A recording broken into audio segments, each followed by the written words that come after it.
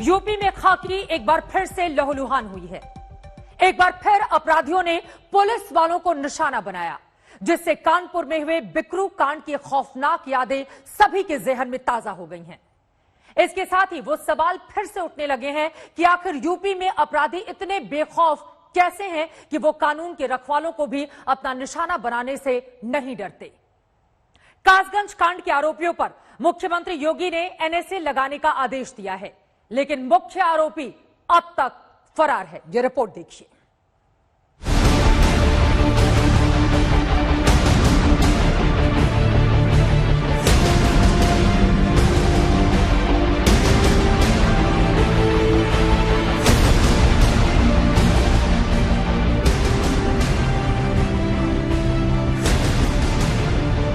दलील दीजिए। पुलिस का बैकअप हमेशा रहता है, पुलिस का बैकअप रहता है। पुलिस टीम पूरी विश्वास के साथ दबिश देने आई थी, लेकिन चूंकि बदमाशों की संख्या थोड़ा ज़्यादा थी तो इसलिए उनको ओवर पावर नहीं कर पाई।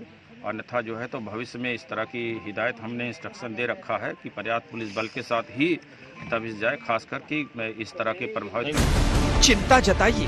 इस तरह का हमला अपराधी तत्वों द्वारा पुलिस पार्टी पर करना न केवल चिंता का कारण है, वरन गंभीर बात है और हमने उसको उसी गंभीरता से लिया भी है और सियासत भी करी। ये तो बिल्कुल चंबल राज हो गया। पहले डाकू किया करते थे ये काम कि हत्या के बदले हत्या। अब पुलिस करेगी तो डाकुओं में, चंबल के डाकुओं में और पुलिस में फर्क क्या रह गया? अरे कानून के रखवाले ही अगर कानून अपने हाथ में ले लेंगे तो बचेगा क्या? पर ना सुनिए तो बस उस परिवार का दर्द जिसका कोई अपना फर्ज की राह में शहीद हो गया है।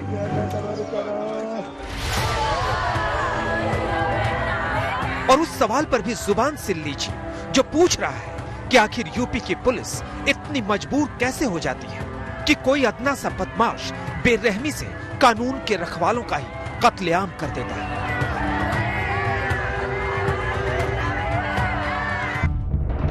जिस वर्दी का खौफ अपराधियों के दिलों में होना चाहिए, वो वर्दी तार तार कर दी गई। खून से लथपथ शरीर, कंधे पर जाते दारोगा जी यूपी के एनकाउंटर पुलिस वालों को छलनी कर रहे हैं। डंडा, सरिया, ईंट, पत्थर, एक बार फिर हर तरीके से खाकी को कुचलने की कोशिश की गई। जब पहुंचे थे तो यहीं पर उनकी लड़ाई, सबसे पहले यहाँ पर मुठभेड़ हुई थी, उसके बाद बंधक बना लिया था, ऐसा कहना है मोती और उसके साथियों ने, क्योंकि करीब 8 से 10 लोग मोती के गैंग में है, ऐसी जानकारी आ रही है। बंधक बना लिया था और बंधक बनाने के बाद मारपीट करके देवेंद्र को यहाँ से कुछ दूरी पर, सामने जहाँ पे ये खेत आप देख रहे हैं, जहाँ पे एक पेड़ आपको नजर आ रहा है, उससे थोड़े आगे पर देवेंद्र को, जबकि तकरीबन आधा किलोमीटर दूर दूसरे जो सिपाही थे उनको फेंका गया। सिपाही की शहादत के बाद यूपी पुलिस एक्शन में है, लेकिन सवाल है कि कासगंज में बिकरू जैसा काम दोहराया कैसे गया। शायद यूपी पुलिस कोई सबक सीखने को तैयार ही नहीं है, और अगर होती तो 10-10 मुकदमे के आरोपी और पुलिस पर पहले भी गोली चला चुके हिस्ट्री शीटर पर दबिश देने के लिए सिर्फ 2 पुलिस वालों को ना भेजा जाता। पुलिस का बैकअप हमेशा रहता है, पुलिस का बैकअप रहता है। पुलिस टीम पूरी विश्वास के साथ दबिश देने आई थी, लेकिन चूंकि बदमाशों की संख्या थोड़ा ज़्यादा थी तो इसलिए उनको ओवर पावर नहीं कर पाई। अन्यथा जो है तो भविष्य में इस तरह की हिदायत हमने इंस्ट्रक्शन दे रखा है कि पर्याप्त पुलिस बल के साथ ही दबिश जाए, खासकर कि इस तरह के प्रभावित। कासगंज में सिपाही की शहादत के बाद यूपी पुलिस के आला अधिकारियों की नींद टूटी तो मुख्य आरोपी मोती के एक भाई एलकार को सुबह सुबह एनकाउंटर में मार गिराकर पुलिस ने फजीहत कम करने की कोशिश की। लखनऊ से एसटीएफ निकल गई, एसटीएफ की टीम यहाँ पर पहुंची और उसके बाद सुबह 5:30 बजे के आसपास मोती का एक भाई एलकार, जिसके खिलाफ 4 मामले दर्ज थे, पुलिस ने उसका एनकाउंटर कर दिया। बाकी अपराधियों की अभी तलाश है। मोती, जो कि मुख्य आरोपी है, अपने सभी साथियों के साथ फिलहाल फरार है। एक बार फिर सिलसिलेवार तरीके से बताते हैं कि पुलिस वालों पर हमला कब और कैसे हुआ। दरअसल नगला धीमर गांव में मुख्य आरोपी मोती धीमर और उसके भाई अवैध शराब का धंधा चलाते हैं, जो कई मामलों में वांटेड है। मंगलवार दोपहर दारोगा अशोक सिंह और कांस्टेबल देवेंद्र दबिश देने पहुंचे थे। अपने अड्डे पर पुलिस टीम को देखकर अपराधी भड़क गए और दोनों पर हमला बोल दिया। इस हत्याकांड के बाद मुख्य आरोपी और उसके साथियों की धरपकड़ के लिए पुलिस की छापेमारी जारी है और आला अधिकारी जल्द गिरफ्तारी का भरोसा दिला रहे हैं। हमारे एक जांबाज साथी की जान गई है और एक हमारे सब इंस्पेक्टर गंभीर रूप से घायल हुए हैं। इसको हम बहुत गंभीरता से ले रहे हैं। एक सब इंस्पेक्टर और कांस्टेबल हमारे थे जो पकड़ने गए थे उन लोगों को जिनके ऊपर इस तरह के केसेस थे, एक लीगल प्रोसेस को एग्जीक्यूट करने के लिए गए थे, और उस पर इस तरह का हमला अपराधी तत्वों द्वारा पुलिस पार्टी पर करना न केवल चिंता का कारण है बल्कि गंभीर बात है, और हमने उसको उसी गंभीरता से लिया भी है। लेकिन इस एक्शन के बावजूद असल सवाल अब भी बना हुआ है कि अपराधियों की बड़ी कार्रवाई के लिए यूपी पुलिस अधिकारी किसी शहादत का इंतजार क्यों करते हैं। देवेश पाल सिंह के साथ हिमांशु मिश्रा, नगला धीमर, कासगंज, आज तक। आखिर कब तक शहीद होंगे पुलिस वाले, लगातार ये सवाल खड़े कर रहे हैं। यूपी पुलिस भले ही अपराधियों की सफाई का दावा करती हो, लेकिन प्रदेश में इस ऑपरेशन क्लीन में पुलिस वालों को भी अपनी शहादत देनी पड़ रही है, जो कि पूरे सिस्टम और प्रक्रिया पर लगातार सवाल खड़े कर रहे हैं। आइए आंकड़ों के जरिए जल्दी से आपको समझाते हैं कैसे एनकाउंटर में पुलिस और अपराधियों के बीच खूनी खेल चल रहा है। ये तमाम आंकड़े जो इस वक्त आपके सामने हैं, यकीनन ये आंकड़े उत्तर प्रदेश की अभी की जो स्थिति बनी हुई है उसको लेकर लगातार सवाल खड़े कर रहे हैं। आप देख पा रहे हैं कि किस तरह से पुलिस कर्मियों की मौत के मामले एनकाउंटर 6126 में है, अपराधी 122 ढेर हुए हैं, लेकिन पुलिसकर्मी 13 मारे गए हैं। 2020 के ये आंकड़े इस वक्त हम आपको टीवी स्क्रीन पर दिखा रहे हैं, और यकीनन ये आंकड़े पुलिसकर्मियों को लेकर कई सवालों को जन्म दे रहे हैं। 13,361 हालांकि अपराधियों की गिरफ्तारी भी हुई है, 2,296 अपराधी घायल हुए हैं, लेकिन पुलिसकर्मी 909, इनकी भी तादाद कहीं ज्यादा बड़ी है। ये उत्तर प्रदेश के आंकड़े हैं जो हम आपको दिखा रहे हैं। नीचे आप देखेंगे 2017 से लेकर 2020 के एनकाउंटर के जो आंकड़े निकलकर सामने आए हैं उसके बारे में हम आपको यूपी के मामले में लगातार जानकारी दे रहे हैं। और इसी पर चर्चा करने के लिए इस वक्त हमारे साथ दो बेहद खास मेहमान जुड़ चुके हैं। उनका तारुफ परिचय आपसे करवा देती हूँ। हमारे साथ मोहसिन रजा जो मंत्री हैं यूपी सरकार में, वो हमारे साथ जुड़ चुके हैं, और इसके साथ ही हमारे साथ जुड़ चुके हैं अनुराग भदौरिया जो कि समाजवादी पार्टी के प्रवक्ता हैं। लेकिन सबसे पहले मोहसिन साहब आपसे ही शुरुआत करते हुए, अपनी पीठ आप लोग थपथपाते रहिए एनकाउंटर को लेकर कि अपराधियों को एक एक करके खत्म किया जा रहा है, लेकिन सरकार और आप इस बात का जवाब दीजिए कि पुलिस वाले अपराधियों के इस तरह से चुंगल में क्यों फंस रहे हैं और एक के बाद एक पुलिसकर्मियों की शहादत क्यों हो रही है उत्तर प्रदेश में। देखिए चित्रा जी, सबसे पहले तो मैं अपने उस शहीद पुलिस जवान को नमन करते हुए, श्रद्धांजलि देते हुए मैं आगे बढ़ रहा हूं बात को। इसी पुलिस ने आज हमारे प्रदेश को अपराध मुक्त किया है लगभग, और इसी विश्वास के साथ में पुलिस आज काम कर रही है।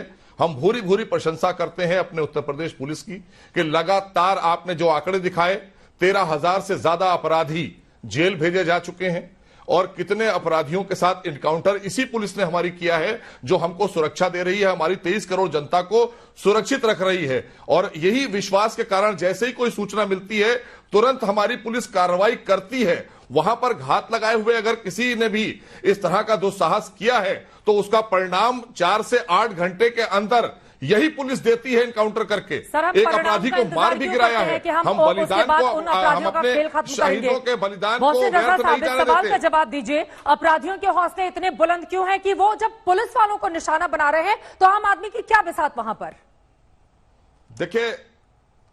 देखिए चित्रा जी, आप बात करिए, आप प्रश्न उठाइए, लेकिन आप परसेप्शन ले लीजिए। जब से आदरणीय योगी जी की सरकार उत्तर प्रदेश में आई है, अपराध का ग्राफ नीचे गया है, अपराधी भाग रहा है। हम नाम क्या लें, आप जानती हैं, लगातार आप चला रही हैं टीवी चैनल पर, सभी चैनल चला रहे हैं कि कोई अपराधी उत्तर प्रदेश में आना नहीं चाहता, क्योंकि जानता है कि पुलिस का इकबाल बढ़ा है। आदरणीय योगी जी के नेतृत्व में अपराध खत्म हुआ है उत्तर प्रदेश में, और जो थोड़े बहुत बचे हैं उनको भी पीछे जेलों के जाना होगा, जेल की सलाखों के पीछे जाना होगा, अन्यथा इनकाउंटर अगर करेंगे तो पुलिस उन पर इसी तरह से प्रहार करती रहेगी। और अनुराग भदौरिया अगर हमारे किसी पुलिस के जवान को शहीद कर दिया किसी ने, उसका परिणाम भी भुगतना होगा। ठीक है, जवाब भी दीजिए मोहसिन साहब ने जो बात कही। और अनुराग भदौरिया, अगर एनकाउंटर होता है अपराधियों का तो आप लोग आ जाते हैं ढोल लेकर कि एनकाउंटर क्यों कर रही है सरकार, क्यों उस तरह की स्थिति को पैदा कर रही है, और अगर वो नहीं करते हैं तो फिर आप लोग सवाल खड़े करने लगते हैं। क्यों मुस्कुरा रहे थे आप? किस बात का है कि उत्तर प्रदेश की सरकार सिर्फ गाल बजाना जानती है और अपने काम का बेवजह का ढोल बजाना जानती है। इनसे पूछा जा रहा है कि लगातार ऐसी कोई घटना बताइए उत्तर प्रदेश में जिस तरह से पुलिस वालों का एनकाउंटर हो रहा है, लगातार अपराधियों को डर ही नहीं है। और ये कोई पहली घटना नहीं है। इसके पहले सुबोध सिंह का क्या हाल हुआ था सबने देखा था, इंस्पेक्टर। उसके पहले कानपुर में कांड हुआ था सब। मैं समाजवादी पार्टी के लोग बताएंगे कि अपराधी अपराध के जननी है मेरी बात सुनिए, ये अपराध के जननी है, ऐसे गंभीर व्यक्ति ये को बुलाया इन्हीं का कुकर्म है, समाजवादी पार्टी का कुकर्म है जो आदरणीय योगी जी साफ कर रहे हैं उत्तर प्रदेश से। अपराधीकरण तो आपने किया है, आपकी सरकार ने किया है, अपराधियों को तो महिमा मंडित आपने किया है, उसी को सफा कर रही है हमारी पुलिस। आदरणीय योगी जी की सरकार में अपराधी भाग रहा है उत्तर प्रदेश से, और आपकी सरकार में अपराधी पाल रहे थे आप लोग। आपने अपराध पाला है, आपने अपराधियों को पालने का काम किया है, हमने अपराधियों को जेल में डालने का काम किया है योगी जी की सरकार में। क्या बात करेंगे आप? बार बार आकर आप इधर उधर की कुतर्क मत दीजिए, तर्कसंगत बात कीजिए। नहीं बोले, दोनों लोग आप बोलेंगे तो आपकी तर्कसंगत बात करिए। बोलिए बोलिए। आपको मालूम नहीं, उत्तर प्रदेश की 23 करोड़ जनता से परसेप्शन ले लीजिए। बोलिए आप 23 करोड़ जनता से चित्रा जी आप पता करा लीजिए। ठीक है, एक मिनट सुन लीजिए। अपराध मुक्त हो रहा है। क्या आप भी डरते हो चित्रा जी? आवाज अनुराग भदौरिया, ये जो ज्ञान है ना कि मीडिया के लोग क्यों डरते हैं, ये अपने पास रखिए, ठीक है ना सर?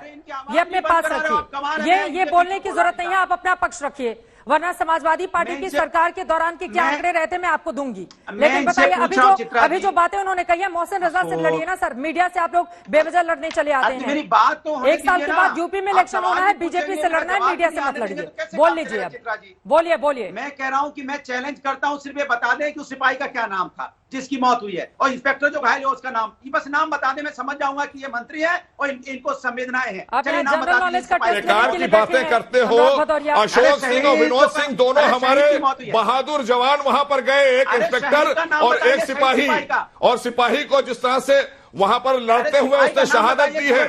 हमें गर्व है अपने उत्तर प्रदेश की पुलिस पर। आपके नेताओं ने तो पुलिस को हत्या की है, पुलिस की आपके नेताओं ने, आपके पाले हुए अपराधियों ने हत्या की है पुलिस जवानों की आपकी सरकार में। हमारी सरकार में नहीं चलेगा। हत्या हो जाती है। अरे भैया, महिमा मंडित अपराधियों को आप ही लोग करते थे, यह आपका कोड है जिसको हम साफ कर रहे हैं। आदरणीय योगी जी की सरकार में अपराधी उत्तर प्रदेश में रुकना नहीं चाह रहा है, भाग रहा है। कहां का अपहरण नहीं हो रहा है? सोचो आप, अपहरण की घटना, चोरी, डकैती, हत्या, लूट मार, बलात्कार उत्तर प्रदेश में चरम सीमा पे है। यहाँ पे जंगल का राज चल रहा है, अपराधियों का बोलबाला है। इनके बस का कुछ नहीं बचा है, सिर्फ माहौल बनाना जानते हैं। ये इसके जननी आप लोग हैं। हमने 4 वर्षों में हद तक खत्म किया है। आपने पिछले 15 वर्षों में इनको पाला पोसा। आपकी बात हो गई। अब मैं अगला सवाल मोहसिन साहब, आप पिटवाते थे। कल 11 तारीख है और 4 साल पहले 2017 में वोटिंग हुई थी, लेकिन मैं आपसे जानना चाह रही हूँ, 4 सालों के दौरान जो बड़े बड़े दावे और वादे किए गए थे कि जो अपराधी हैं वो यूपी छोड़कर चले जाएं, वरना उनका जो अंजाम होगा वो खुद भुगतने के लिए तैयार रहे। साहब, ये क्या हो रहा है? पुलिसकर्मियों की मौत के आंकड़े 2020 के 13 पुलिसकर्मी मारे जाते हैं। पुलिसकर्मी वहां पर अपराधियों को पकड़ने के लिए जाते हैं या खुद अपनी शहादत देने के लिए जाते हैं? इनके बस की नहीं है, क्योंकि इन्होंने अपराधियों का राज कर दिया। अपराधियों चित्रा, सुन लीजिए, चित्रा, इनको चुप करिए तो मैं बताऊं। हाँ, वो चुप रहेंगे। ये सब इन्हीं का पाप है उत्तर प्रदेश में। ये समाजवादी पार्टी के दौरान जो महिमा मंडित किया गया था अपराधियों को, पूरे प्रदेश के कोने कोने में सरकार बनाने के लिए अपराधियों को मंत्री बनाया जाता था। हमने ऐसा काम नहीं करती भारतीय जनता पार्टी। हम न्यायपूर्ण सरकार चलाते हैं, कानून का राज स्थापित करते हैं। आदरणीय योगी जी की सरकार ने कानून का राज स्थापित किया है। आज हमारी पुलिस साहस के साथ में अपराधियों से लड़ रही है। लगातार हजारों की तादाद में एनकाउंटर किया है। अब आप दोनों लोग बोल रहे हैं, मुझे समझ में नहीं आ रहा है। अनुराग भदौरिया, एक बार उनको बोल लेने दीजिए, फिर आप बोलिएगा प्लीज। दर्शकों को भी आप लोगों की बात समझ में नहीं आएगी। एक बार मोहसिन रजा को बोल लेने दीजिए, उसके बाद अनुराग आप बोलिएगा। लेकिन अनुराग भदौरिया, मैं सीधे आपसे सवाल कर लेती हूँ, 1 सेकेंड। मैं चाहूंगी कि जरा फिर से वो आंकड़े रखे जाए सामने, जिसमें दिखाया जा रहा है कि किस तरह से 13 पुलिसकर्मियों की अगर शहादत हुई है तो 6000 से ज्यादा एनकाउंटर की कोशिश और उनमें 122 अपराधियों को मार गिराने में भी कामयाबी मिली है। तो यह भी तो कामयाबी उन्हीं के हिस्से में जाती है ना अनुराग भदौरिया? तो मैं बता तो रहा हूं। अच्छा, हाँ। कमाल की बात करते हैं चित्रा जी। मैं इनसे पूछता हूं, कौन अपराधी को, किस अपराधी को उन्होंने मार गिराया? अब देखिए, अभी जो कांड हुआ, अब उस कांड में 11 केसेस उसके खिलाफ थे। क्या सरकार कर रही थी ये? क्यों नहीं सरकार अब तक पकड़ा? जब पुलिस वाला मारा गया तब ये जगते हैं। 11 अपराधी मुकदमे उसके खिलाफ थे। इसके पहले विकास दुबे का भी यही हाल था। जहां भी आप चले जाइए, ये कहते हैं इनकाउंटर। कितने तो फर्जी इनकाउंटर करके अपनी वाहवाही लूटना चाहते हैं। अगर आप सही मायने में अपराधी का इनकाउंटर करते तो चित्रा जी आज उत्तर प्रदेश के अंदर में अपराध मुक्त हो गया होता। बोलिए इन्होंने मोहसिन साहब। कभी भी अपराधियों का ठीक है, इनकाउंटर नहीं क्लोजिंग किया। Comment Mohsin Raza, closing comment. ठीक है, माइलेज मिले, जिससे न्यूज बने। अपराध अगर मुक्त इन्होंने प्रदेश इनकाउंटर कब सही होगा, नहीं किए होते तो हथरस वो जैसा सवाल कांड खड़े होता। कर रहे हैं। ठीक है, अन्य हो गए, अपराधी अनुराग जैसा भदौरिया, हो कांड गई होता। आपकी बात। मोहसिन साहब जल्दी बताइए। देखिए चित्रा त्रिपाठी जी, आपने जिस तरह से आंकड़े रखे, इनको आईना दिखाया, पूरे प्रदेश और देश ने देखा कि आदरणीय योगी जी के नेतृत्व की सरकार में इतने इनकाउंटर हुए, इतने अपराधी मारे गए, कितने अपराधियों को जेल भेजने का हमारी इसी पुलिस ने काम किया। आज इनको शर्म आना चाहिए बोलने से पहले, क्योंकि इन्हीं के मुख्यमंत्री, पूर्व मुख्यमंत्री जो इनकी सरकार के थे, सदन में उन्होंने कहा कि हमारे यहां हमें ये बात बहुत गलत है कि हमारी पुलिस पिट रही है। आप सदन के अंदर के बयान हैं इनके दिखा सकती हैं आप निकालकर कि उन्हें मानना पड़ा कि पुलिस उत्तर प्रदेश में पिटती थी, लेकिन आज पुलिस साहस से अपराधियों पर जाकर वार करती है। मोहसिन रजा साहब, आप समाजवादी पार्टी पर सवाल उठाते रहिएगा, लेकिन मौजूदा वक्त में तो जिम्मेदारी आपकी है ना, और हम इस बात की उम्मीद कर सकते हैं। ठीक है सर, वक्त की कमी है, माफी के साथ आपको रोकना पड़ा है। दोनों लोगों का बहुत धन्यवाद, लेकिन हम उम्मीद कर सकते हैं अब ताकि पुलिस कर्मियों की जिस तरह की शहादत उत्तर प्रदेश में लगातार सामने आ रही है उस पर रोक लग सके। लेकिन इन सब के बीच सबसे बड़ा सवाल यह है कि आखिर कब तक यूपी पुलिस के जवान यूं ही अपराधियों की साजिश का शिकार होंगे? यूपी पुलिस को कब तक शहादत देनी होगी? आखिर कब तक एक परिवार अपने लाल को यूं ही खोता रहेगा?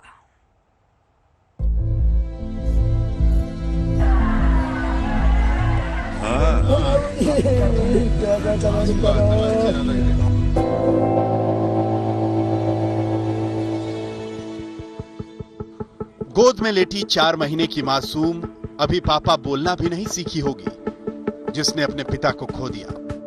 जब मुंह से बोल फूटेंगे तो कभी अपने पिता को पुकार भी नहीं पाएगी। 2.5 साल की उस बच्ची को ठीक से पता नहीं होगा कि जिस गोद में उसकी सारी खुशियां सिमटी हुई थी, वो पिता अब हमेशा के लिए उससे दूर हो चुके हैं। आज ये आंखें सवाल कर रही हैं कि पापा कब आएंगे। शहीद कांस्टेबल देवेंद्र सिंह के घर में मातम फैला हुआ है। 3 साल पहले देवेंद्र सिंह की शादी हुई थी। 2 बेटियां पिता खो चुकी हैं, माँ बाप जवान बेटा खो चुके हैं। शहीद कांस्टेबल देवेंद्र सिंह 2015 में यूपी पुलिस में भर्ती हुए थे। वो आगरा के रहने वाले थे। एक दिन पहले ही पिता से बात हुई थी, लेकिन घर वालों ने सोचा भी नहीं था कि अपने लाल की आवाज वो आखिरी बार सुन रहे हैं। परसों हुई। क्या कहा था? परसों हुई थी ये ऐसो साहब इनके संग गई की माँ खत्म हो गई थी, माँ खनौली वहाँ साथ गया था। उसके लौटते समय फिर थाने में ऐसो साहब गए। फिर क्या हुआ? उसके बाद में बातें ने फोन लगायो मेरे लिए, बानी पापा जी क्या कर रहे हो? मैं मेरे बेटा मैं कुछ नहीं कर रहा हूँ, मैं तो पानी गेहूं में देकर नीचू हो गया हूँ। मैं बेटियां हैं, एक बेटी 3 साल की है, एक बेटी 3 महीने की है। इनका परिवार बहुत ही दुख में डूबा हुआ है। हम सरकार से दरख्वास्त करना चाहते हैं कि इनकी बहन की शादी के लिए मदद करें और इनके लिए शहीद स्मारक बनाया जाए।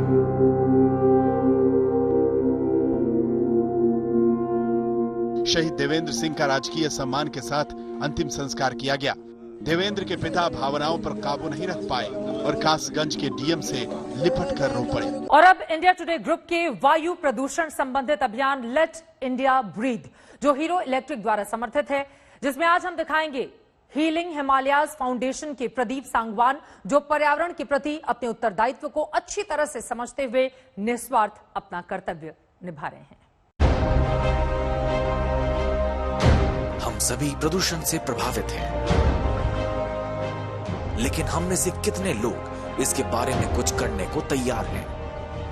कोई दूसरा प्लांट तो है नहीं हमारे पास जो है यही है।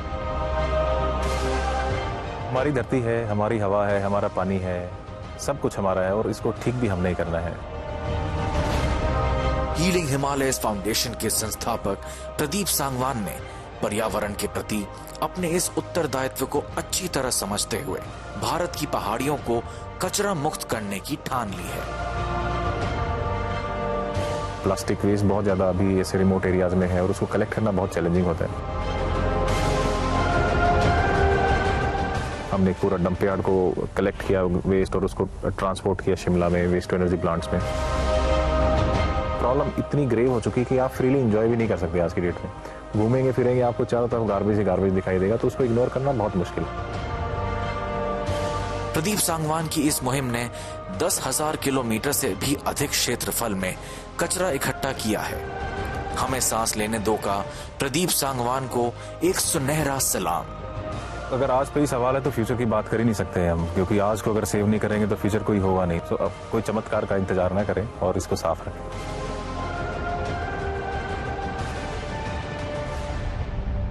दरअसल 7 फरवरी को चमोली में आई प्रलय जैसी तबाही का दंश अभी भी उत्तराखंड झेल रहा है। अभी भी 172 लोग लापता हैं, जिनकी तलाश के लिए राहत और बचाव कार्य में लगी एजेंसियां बाकायदा मिशन चला रही हैं। तपोवन की टनल में 35 लोगों की जान फंसी हुई है। उन तक पहुंचने के लिए आईटीबीपी, एनडीआरएफ, एसडीआरएफ की टीमें दिन रात एक कर रही हैं। ये रिपोर्ट देखिए।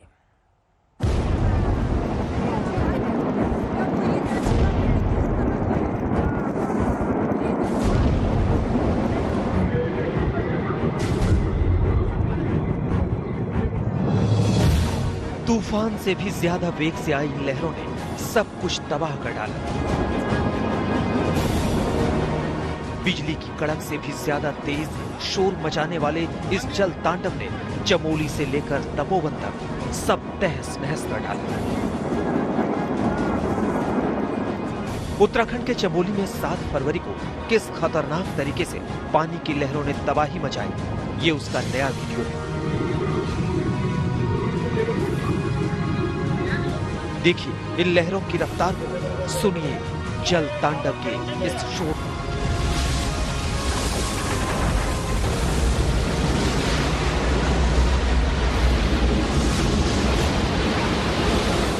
पहाड़ों की ऊंचाई से निकला ये पानी जब नीचे की तरफ बढ़ा तो अपने साथ सब कुछ बहा ले गया। पानी का रंग भी कीचड़ और बालू से मिलकर मटमैला हो गया था। ऋषिगंगा पावर प्रोजेक्ट डैम पर जब ये पानी पहुंचा तो पल भर में ही वहां तबाही मच गई।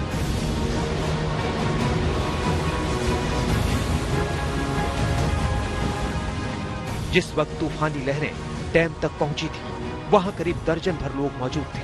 जान बचाने के लिए ये डैम के एक छोर की तरफ बढ़े, लेकिन पानी की लहरें उनसे भी तेज निकली। डैम पर मौजूद सारे लोगों को ये तूफानी लहरें बहा ले गई।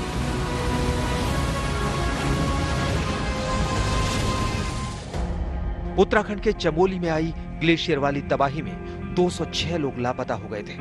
इनमें से 32 लोगों के शव मिल चुके हैं। 10 लोगों के शव तो बुरी तरह क्षत हालत में मिले हैं। इस हादसे में लापता हुए 172 लोगों का अभी तक कुछ पता नहीं है, जबकि तपोवन की टनल के भीतर 35 लोग फंसे हुए हैं। तपोवन की टनल से 120 मीटर तक मलबा हटाया गया है, जबकि 60 मीटर टनल की सफाई का काम अब भी बचा है। यानी जिन 35 लोगों की जिंदगी इस टनल में फंसी है, बचाव दलों से उनकी दूरी महज 60 मीटर ही बची है। तबाही के चौथे दिन भी तपोवन में टनल की सफाई का काम जारी रहा। एनडीआरएफ, एसडीआरएफ और सेना की टीमें मलबा हटाने में जुटी हुई हैं। हमारे पास इक्विपमेंट तो जो ड्रोन ऑपरेशन भी हमने करके देखा, लेकिन उसका भी लिमिटेड अप्रोच हो पा रहा है। टनल में एक तरफ से मलबा निकाला जा रहा है, दूसरी तरफ से फिर से आ जा रहा है, क्योंकि मल्टी टनल है, उसमें इंटरकनेक्टेड और सबके हाइट अलग अलग वहाँ पे है। कोई ज्यादा गहराई में है तो एक तरफ से मलबा जो निकाल रहे हैं, दूसरी तरफ से मलबा और उसमें आ जा रहा है। लेकिन फिर भी और कोई हम उसमें जो अभी थोड़ी देर में आपको पता चल जाएगा, उसमें कुछ और पॉलिसी में हम चेंज करके जो मीटिंग के बाद तय होगा, तो निश्चित रूप से हम आज इसको कोई अंजाम तक पहुंचाने की कोशिश करेंगे। मुश्किल ये है कि पीछे जहां टनल निकलती है, वहां से पानी और मलबा आता जा रहा है, जिससे राहत कार्यों में लगी टीमों को कामयाबी नहीं मिल पा रही है। जितना मलबा निकाला जा रहा है, उतना ही वापस आ जा रहा है। तपोवन में एनटीपीसी की दूसरी टनल में फंसे 35 लोगों को बचाने के लिए युद्ध स्तर पर काम चल रहा है और इस वक्त भी लगातार जो सेना के लोग हैं, एनडीआरएफ के लोग हैं, एसडीएफ के लोग हैं, वो हर संभव कोशिश कर रहे हैं कि यहाँ 1.8 किलोमीटर जो लंबी टनल है उसके अंदर जो लोग 35 लोग फंसे हैं उनके निकालने के लिए हर संभव कोशिश की जाए। तमाम तकनीक का इस्तेमाल किया जा रहा है। कल हेलीकॉप्टर के जरिए, हाई रेजिस्टेंस कैमरे और ड्रोन के जरिए भी जो सुरंग है उसके अंदर घुसने की कोशिश की गई। लाइट भी लगाई गई है। करीब अभी तक की जानकारी के मुताबिक आधा किलोमीटर तक जो मलबा है वो निकाला गया है, लेकिन लगातार पीछे से जो मलबा है वो आ रहा है। तपोवन में रेस्क्यू ऑपरेशन ग्लेशियर और टनल दोनों तरफ से जारी है। टनल की सफाई में जुटी टीमें दूसरी तरफ से ड्रिल के जरिए सुरंग में दाखिल होने का रास्ता भी तलाश रही है। खराब मौसम भी ऑपरेशन में जुटी टीमों की परीक्षा ले रहा है। फिर भी जवान टनल के भीतर जाने के पूरे इंतजाम में लगे हुए हैं। दिन रात ऑपरेशन चल रहा है। लापता लोगों का पता लगाने के लिए ड्रोन की मदद भी ली जा रही है। खोजी कुत्तों की भी यहाँ तैनाती की गई है। एक एक कदम फूंक फूंक कर रखा जा रहा है। बेसिकली लेजर इमेजिंग और इलेक्ट्रोमोटिव पल्स के द्वारा, इस टेक्निक के द्वारा they will try to find out कि कोई हमें एयर पॉकेट मिल जाए, कोई ऐसी चीज मिल जाए ताकि हम बाकी चीजें जो हमारे पास रिसोर्सेज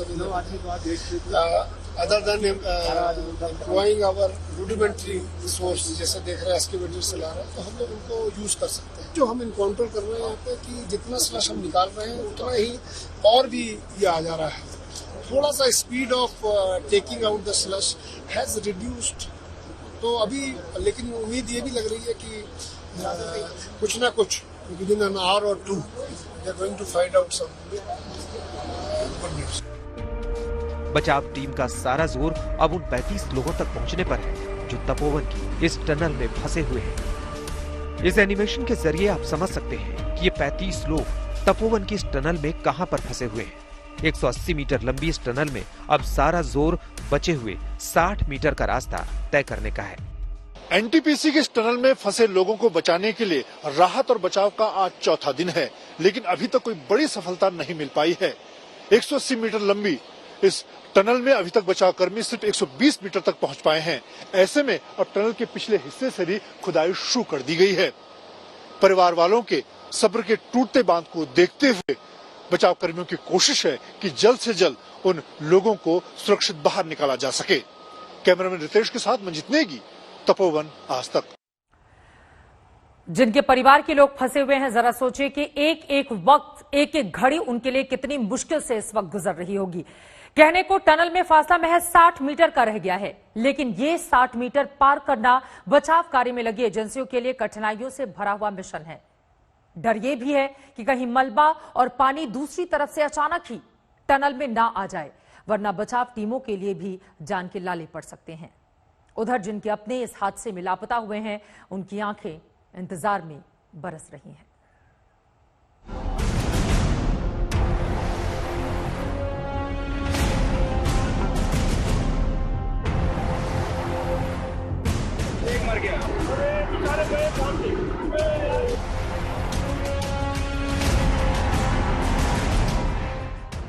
चमोली के हाहाकारी ग्लेशियर के बहाव में लापता 172 लोगों की तलाश में देश की बड़ी बचाव एजेंसियां दिन रात काम कर रही हैं।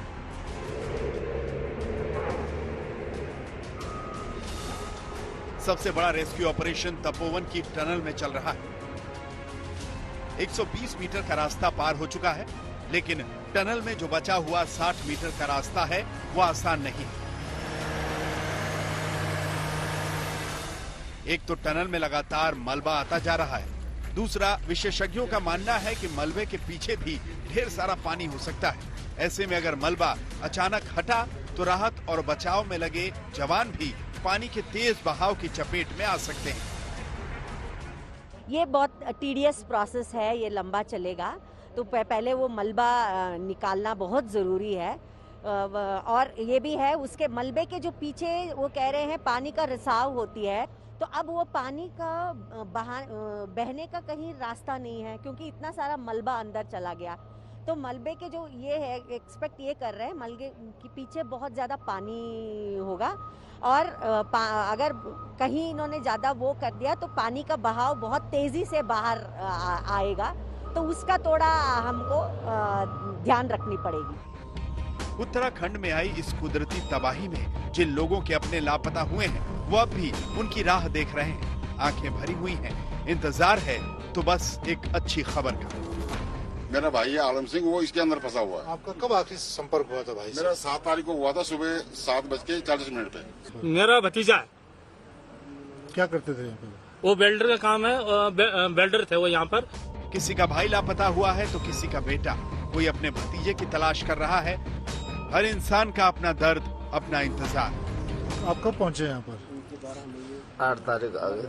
अच्छा, यहाँ पे प्रशासन ने कुछ बताया कि क्या बताना है, क्या सफाई कर रहे हैं और अच्छा, बस कुछ नहीं है, आश्वासन मिल रहा है खाली बस। 3-4 दिन हो गए आज लटके हुए हैं अंदर। पता नहीं अब कब तक मिलता है कि नहीं मिलता, क्या होता है क्या नहीं होता। और जो भतीजा आपका? हाँ जी। अपनों का इंतजार उन 172 घरों में भी हो रहा है जिनके अपने उत्तरकाशी के इस हिम तांडव में फंस गए। आंखें बरस रही हैं, कलेजा कचोट रहा है। उम्मीद है कि बस एक लौ टिमटिमा रही है, क्या पता कोई चमत्कार हो जाए, आपदा की चपेट में आए उनके अपने वापस आ जाएं। मंजीत नेगी, तपोवन, आज तक। जिनके घर के लोग फंसे हुए हैं, बहुत मुश्किल है उनके इंतजार को शब्दों के जरिए बयां कर पाना। तपोवन के टनल में 35 लोग अभी भी फंसे हुए हैं, लेकिन 11 मजदूर खुशकिस्मत थे जिनकी जिंदगी बच गई। 9 घंटे तक वो पानी के बीच फंसे रहे। ऐसे ही एक खुशकिस्मत से मुलाकात की है मेरी सहयोगी मीनाक्षी कंडवाल ने। तबाही के मंजर के बीच कैसे बची इनकी जान, कैसे बची इनकी जिंदगी, सुनिए। इस वक्त मैं मौजूद हूं जोशीमठ के एक सुदूर हिस्से में, जहां पर शाम ढल रही है। आपको कुछ पुराने घर दिखाई दे रहे हैं, आम जिंदगी दिखाई दे रही है और साथ ही आपको दिखाई दे रही है भगवान बद्री की शीतकालीन गद्दी, जिसे नरसिंह भूमि कहा जाता है। और यहाँ इस वक्त एक उम्मीद है, यहाँ इस वक्त एक ऊर्जा है और सबसे बड़ी प्रेरणा जो ये बताती है कि सब कुछ खत्म होने के बाद भी कुछ बचा रहता है। क्योंकि ठीक मेरे सामने घर है एक हीरो का, एक सर्वाइवर का, जो सुरंग में कई घंटे फंसे रहने के बाद जब बाहर आया तो उसके पास हम सब कुछ बताने के लिए, हमें सबको बताने के लिए और प्रेरित करने के लिए कुछ अनुभव हैं। तो आइए सीधे चलते हैं राकेश भट्ट के घर में। हमारे सारे दर्शक जो इस वक्त राकेश और उनकी फैमिली से मिल रहे हैं, आपने जो घंटे राकेश भीतर बिताए टनल के, मुझे लगता है कि वो आपकी जिंदगी की सबसे कठिन और सबसे संघर्षरत समय में से एक रहा होगा। लेकिन आज इतने सारे लोग आपको आज तक पर देख रहे हैं, कोई ना कोई अपनी जिंदगी में किसी ना किसी परेशानी से जूझ रहा होता है, लेकिन आप और आपके साथ जो 11 लोग टनल से बाहर निकले, वो एक मैसेज दे रहे हैं इस वक्त कि सब कुछ खत्म होने के बाद भी कुछ बचा रहता है। वो है इंसान की जिजीविषा, वो है उसका जीवट, उसकी हिम्मत। हाँ, उम्मीद की एक किरण ये थी कि वेट किया हमने, वहां पे रुके रहे और आधा 1 घंटा तक पानी फिर अंदर आता रहा। फिर एक बार पानी रुकना शुरू हो गया, पानी रुका, फिर हमने धैर्य रखा कि हमने जल्दबाजी नहीं किया। काफी देर तक एक जगह पे खड़े रहे, सरिया पकड़ के। फिर हमारे पास जेसीबी थी, उसके छत पे चढ़ गए थे हम। तो धीरे धीरे पानी का लेवल कम होने लगा और कम से कम 2-2.5 मीटर पानी, हमारे छाती तक पूरा पानी भरा था। तो हम एक दूसरे को पकड़ के या सरिया पकड़ के खड़े रहे एक जगह पे। और फिर हमने जब पानी कम होने लगा, फिर हमने एक दूसरे को आवाज लगाई। लाइट बंद हो गई थी अंदर टनल में, पूरा अंधेरा हो गया था। हम थे 12 आदमी, तो हमने एक दूसरे को आवाज लगाई कि हमने कुछ बोला, एक दूसरे का नाम लिया। तो उन्होंने बोला हम एक साथ ये है और अगल बगल ही है। तो हमने कहा सब एक साथ इकट्ठा हो जाओ। फिर हम एक साइड या 300-350 मीटर टनल के अंदर थे हम, जो मलबा और दलदल पूरा अंदर भरा हुआ था। तो हम पाइप पकड़ के 100-200 मीटर पे सारे बंदे इकट्ठा हो गए।